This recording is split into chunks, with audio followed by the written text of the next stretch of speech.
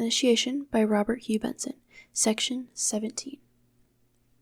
Mrs. Bessington was talking gently to herself, inaudibly, yet with her lips moving as she surveyed the luncheon table half an hour before Neville was expected. Enid was in her bedroom. It was a pleasing little dining room, this the first on the left from the entrance to the flat, with the shallow square bow window from which could be observed, sideways, the trees of Cadogan Square. Enid had done most of the furnishing. There were good chintz curtains, slender mahogany furniture, a quantity of little silver things on the lightly carved mantelpiece, and a general air of coolness and space. A number of good engravings hung on the brown-papered walls, and the round dining table was quite satisfactory. Mrs. Bessington had just stepped in from the sitting-room opposite to make certain that the flowers were fresh. No human being in the world ever knew really what Mrs. Bessington's scheme of life. Her general manner of existence was presumably satisfactory to herself and not intolerable to Enid.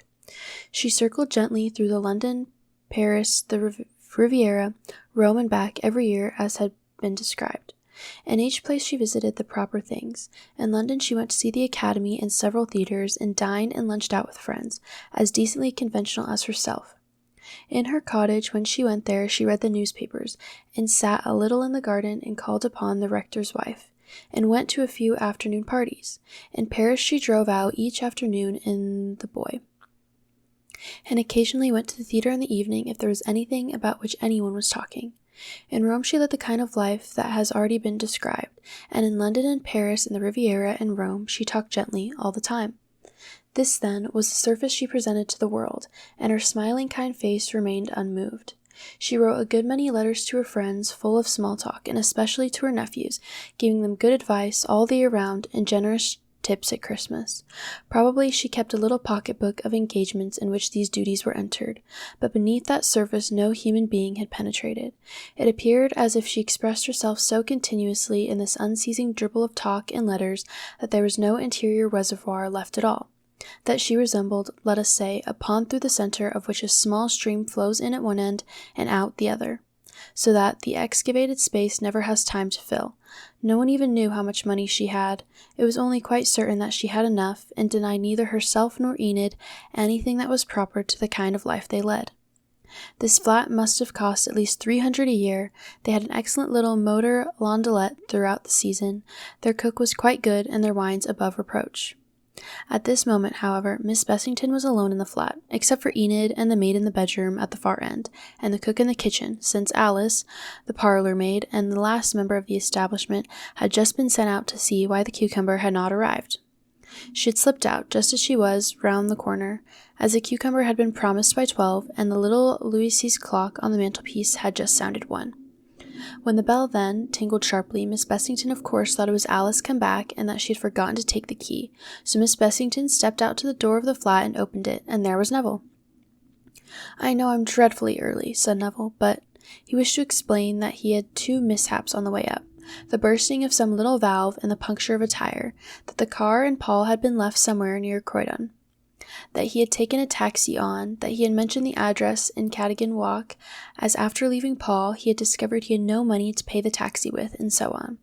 Of course he might have told the servants in Elizabeth Street to pay, but that hadn't occurred to him. However, it was impossible to get all this out to Miss Bessington, though he tried twice. She drew him into the drawing-room and began to talk about azaleas, and it was a good 10 minutes before he could make her understand that he wanted 7 and 6. Then, still discussing azaleas, she got out her netted purse from the drawer of a writing table and gave him 10 shillings in gold. So the taxi driver got a considerable tip and said, "Thank you, my lord." Neville continually forgot, in spite of all his resolutions, that Miss Bessington really did not desire to be talked to, so he tried again, when he came back to say something about Aunt Anna's message, but it was useless, so he gave up and began to think about when Enid would come in. The drawing-room was as satisfactory as the dining-room. He had never seen either before, but he was quite conscious of its charm, and thought that he saw Enid's personality in it. Those old watercolours, for instance, in brown frames, that Spanish mirror over the fireplace, the delicate tapestry screen, these were of her choosing, he thought. Meantime, Miss Bessington talked. Then quite suddenly there was a rustle outside, and a sharp, clear voice spoke to someone outside. "It's perfectly useless, Peters. You'll just have to go if you can't do as you're told." Then the handle was turned and Enid came in quickly. "Neville," she said. Obviously then it was Enid who had spoken, yet he thought he would not have known it. There had been a ring in her voice that he had never heard before, a certain cutting tone. She looked a little flushed, too. "Yes, I came early, had a breakdown." He managed to get out his explanations at last. Miss Bessington had paid her daughter the compliment of silence upon her entrance. "It's perfectly charming of you," she said, "but why not have you got them to pay at your house?" "That didn't occur to me," said Neville, "until I reached the door." She smiled delightfully. "You came just in time for a domestic crisis," she went on smoothly. "Our maid, Mother and I share one. You know, our maid is quite hopeless. She's a country girl and oh, let's leave her." "No, tell me," said Neville. She shook her head. "Mother'll deal with her. Mother dear, do go and soothe her. She was crying, and it would be most inconvenient if she left just now." Miss Bessington began to trickle on again about servants as she went out. Neville felt a shade uneasy. "Yes, I spoke to her quite plainly," said Enid. "You probably heard me, I'm afraid. I was brutal. But you've got to be sometimes. I can't bear it, though." A very genuine pain showed in her eyes. Neville made haste to sympathize. "I think you sounded a bit sharp, but I've no doubt it was necessary." She turned her calm face on him. "Absolutely necessary. They don't understand anything else. Now tell me exactly what you've been doing, and how's Aunt Anna?" Start of subsection 2. "Why, there's Lord Marsfield," said Enid suddenly. They were doing the dutiful round in Burlington House, after Neville had been to change his clothes and come back again, and had been a little silent for the last 20 minutes. Silent, because Mrs. Bessington really did not count. To that lady, a number of pictures in row after row presented a simply inexhaustible treasure in the way of conversational openings. Indeed, they were almost too much for her. If a very greedy squirrel be imagined, confronted suddenly by 500 nuts, all laid out, ready for him to carry away, some faint analogy may be conceived to Miss Bessington's situation at the Royal Academy. The names of the artists, the notes in her catalogue, the subjects of the pictures, the faces of the occasional acquaintances viewed across the rooms, all these things provided her with material. Now and again she would face round upon Neville with her back to the picture he was trying to look at, and deliver her reminiscences, joining them on, without a pause, to her previous observations. He was very nearly rude to her once or twice. His head grew weary of assenting with nods. He gave up altogether, after the first 10 minutes, any attempt at coherent replies. The ventilation of Burlington House is not of the best. His silk hat felt like a rim of iron round his forehead. He was aware of rising irritation. Enid made no attempt to cope with the situation, so she simply moved on relentlessly, consulting her catalogue now and again, looking lovely, cool, and dignified, and observing what she wished to observe. She glanced at him once or twice, and away again. When she made the remark chronicled above, Neville turned, regardless of Miss Bessington, who really did not mind at all, to see at whom she was looking. It was a big man, all alone at the other end of the room, his hat rather tilted back, with a big, clean-shaven, good-humoured face. He, too, turned as Enid spoke, and made a little salutation. Then Miss Bessington engaged Neville again. Then he felt a touch on his arm, and turned once more. "Neville, may I introduce you to Lord Maresfield?" "Sir Neville Fanning, Lord Maresfield." "Pleased to meet you. Looking at the pictures?" "What?" "Sergeant's all right, ain't they? Bit stuffy, though." "What?" "How do you, Miss Bessington? Don't know a soul here, by the way, except you, eh?" Yes, that was the type all right, thought Neville. Staccato, intelligent, good-humoured, capable, robust, certainly a man who would never disappoint one. He would always be characteristic of himself, and one might discover qualities in him, by degrees, which one would never suspect at first. Enid immediately supplied one. "Lord Maresfield paints perfectly beautifully," she explained. "He's got a studio in Chelsea." "Splash about a bit, eh?" "No more. Amuse myself. Idle dog." "What?" "That and polo, you know. Giving it up again, though, now." "See you at Ranelagh sometime, eh?" Neville said he didn't know. He liked Lord Maresfield. "By the way, congratulate you, Miss Enid." "What?" "And you too? Saw it in the Morning Post. When's it to be?" Neville said they had thought of October. Chill October, eh? "Well, Miss Bessington, back from Rome?" "What?" "Usual round, I suppose." Then Neville became aware that Mrs. Bessington had been talking to him the whole time, unperceived. But she was quite unruffled. She turned the hose tranquilly on to the newcomer, and the four began to drift along. Enid held Neville back a step or two. Lord Maresfield, in excellent good humour, was firing staccato shots into Mrs. Bessington's bland Mitrailleuse. His genial face, with his hat still tilted back, nodded and spoke in three-quarter profile. "I like him," said Enid in a low voice. "He's always just the same. We met him in Rome last year. Do you get to know him, Neville?" I'll do my best. Would he come to the opera on Wednesday, do you think? Ask him. My dear girl, I've never seen him before in my life, never even heard of him. I thought that perhaps you—" She nodded. "I'll manage it," she said. "Tell me who he is, quick. They're off for the tea room." He was rather a bohemian, it seemed, and had drifted about vaguely in Paris and Rome and the artists' quarters, painting a little, but not much. He had quarrelled with his father years ago, or rather, as Enid said, it must have been his father who quarrelled with him. The kind of quarrel which it does not take two to make. He had come into the title only last summer, had abruptly taken to polo at the age of 32, and had as abruptly given it up again. "Be nice to him," said Enid. "He's only just finding his way about. He lives in Chelsea when he's in town. Married? No." She managed it quite beautifully when they were all sitting around the little marble-top table in the tea-room. She introduced, in that simple statuesque way of hers which seemed to require no introduction. "Lord Maresfield," she said, breaking imperturbably in upon her mother's conversation. Really, it was the only way. One might wait forever for an opening. "Sir Neville says he has a box at the opera next Wednesday. Mother and I are going. He was wondering whether you'd care to come. It's Tannhauser, I think. Opera? Delighted, thanks. Very good of you, I'm sure. There last week myself. Carmen? What? Would you dine with us first?" asked Neville. "Very good of you, I'm sure. Where? What time? Necessary to know these things, eh?" Neville supplied those details. Delighted. Was at Bayreuth last year. Richter and Meistinger's. What? Start of subsection 3. "Neville, you must stop a moment. I've got something to say, but, oh, they're all right. Mother's got hold of a good listener. That's exactly what I want to speak about." She was detaining him at the door of the last room on the right by a hand on his arm. He felt much better after a cup of tea. That rim on his forehead seemed no longer to be made of hammered iron. It felt almost like the leather lining of a silk hat. He suddenly wanted to kiss the gloved hand before them. Through the emptying room drifted the elder lady, a feather on her bonnet quivering as she talked, and the genial, ruddy man who was attending to her so nobly. "Look here, Neville, it's going to be impossible. I never realized before how trying it was going to be. What can we do about Mother?" "My dear girl, I don't know what you—" "Yes, you do. You needn't be polite. She's my mother, you know. Walk on slowly and be looking at the pictures. She talks to you simply the whole time, you poor dear, and I can't get a word in. It's all right, just for this moment, but all the way here, until Lord Maresfield came, and again at tea, I couldn't get in a word. What's to be done?"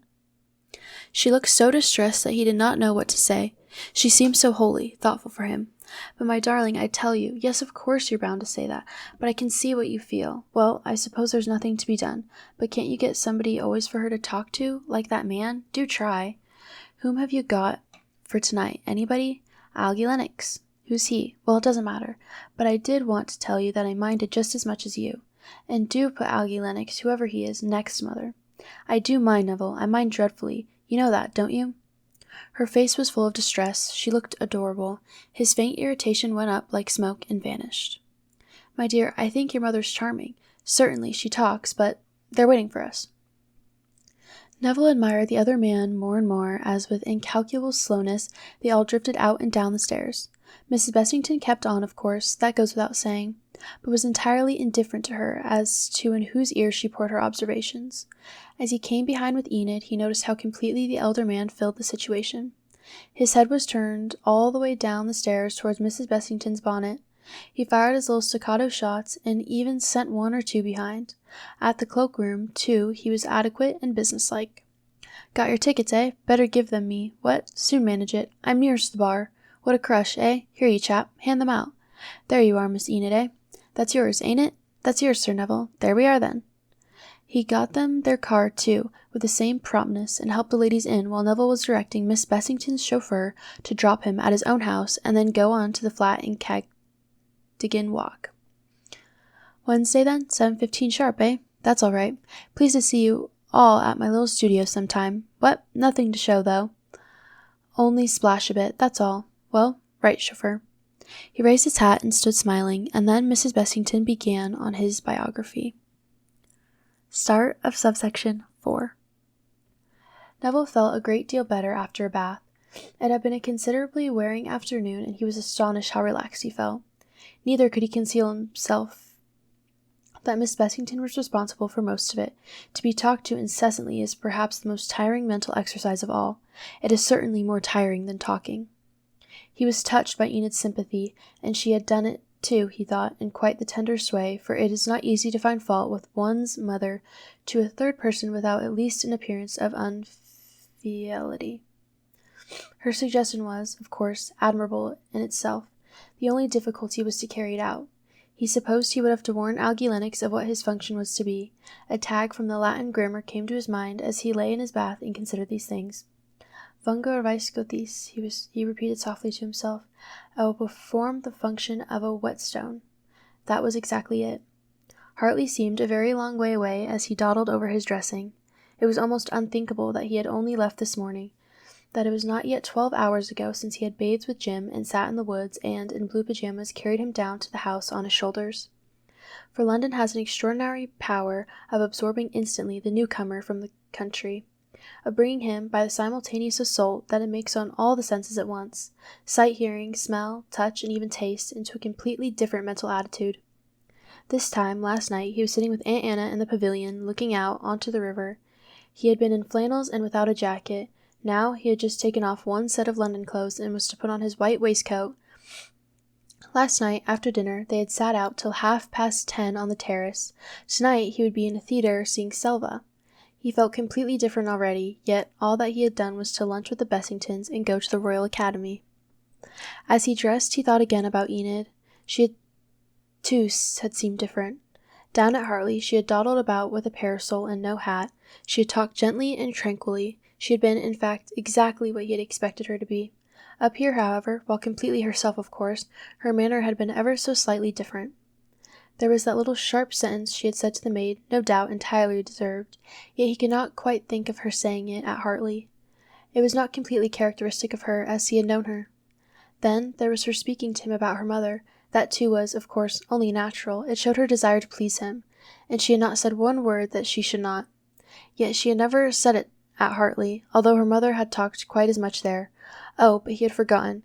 Aunt Anna had performed the function of a whetstone at Hartley. Yes, that explained it. He smiled a little. Dear Aunt Anna, how she would have loathed this afternoon. The crush, the talking, the rows upon rows of pictures. She was essentially of Hartley. A tap came at his door, and then Charleston's voice. Mr. Lennox, sir. I have shown him into the drawing-room. Oh, Neville glanced at the clock. It marked 5 minutes to 7. Show him in here. A brisk young man, very fair-haired, with an assured manner, came in. He had been at Stonyhurst with Neville, and they had kept up with one another, more or less, ever since. Sorry, old man, but you said 7, didn't you? No, 1/4 past, doesn't matter. Sit down somewhere. Aggie seated himself on the bed. Don't mind a cigarette in here? Then, that's all right. I like a cigarette just before dinner. Makes you so jolly giddy. Algy, yes. I'm glad you've come early. You've got to be talked to, my son. Go ahead. Neville finished tying his tie before speaking. He thought the face in the glass looked a little dark under the eyes. About tonight, you've got to sacrifice yourself, you know.